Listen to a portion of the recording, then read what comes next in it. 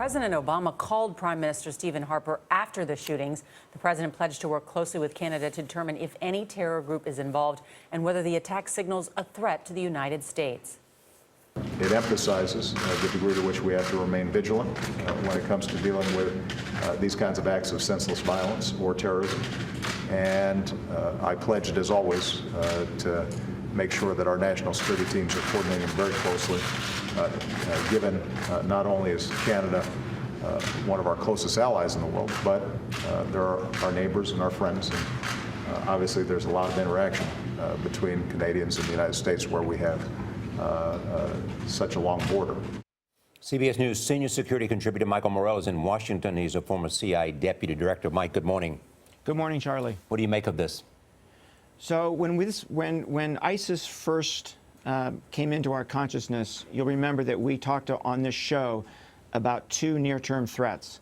One was ISIS sending fighters who had gone to Syria back here to conduct attacks. The other was folks here who ISIS would be able to radicalize with their message. And I think that's what we saw yesterday in Canada.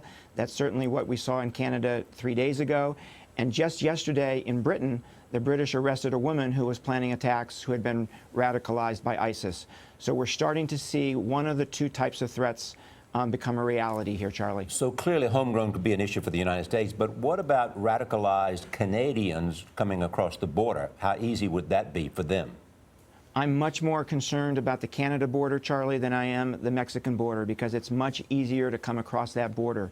To stop somebody who has been radicalized in Canada from coming across that border requires that you know about them, that the Canadians know about them and tell us, and that they try to cross that border legally. And you know there's many, many ways to cross that border illegally. So I worry about that. Mike, we saw Canada raise its threat level. What about the U.S. threat level? Nora, I am now more worried about a terrorist threat in the United States than I have been for a long, long time, because we have the self-radicalization problem ourselves. We've got the possibility that ISIS might send fighters here to conduct attacks. We still have al-Qaeda in Pakistan, al-Qaeda in Yemen, and the Khorasan group planning attacks.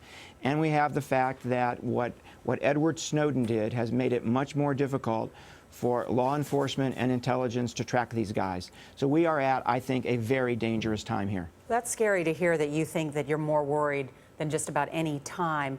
Take us behind the scenes then. What is our government doing to stop such an attack? In terms of the insider threat, Nora, really the only thing you can do is monitor extremist websites and see who goes there and see what kind of conversations they have there. And if those conversations start talking about violence, then the FBI can open up an investigation and take a look at that person.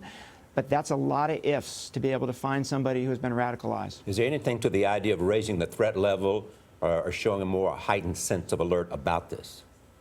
I think there's value in raising an alert level because it tells people that you're focused on the threat.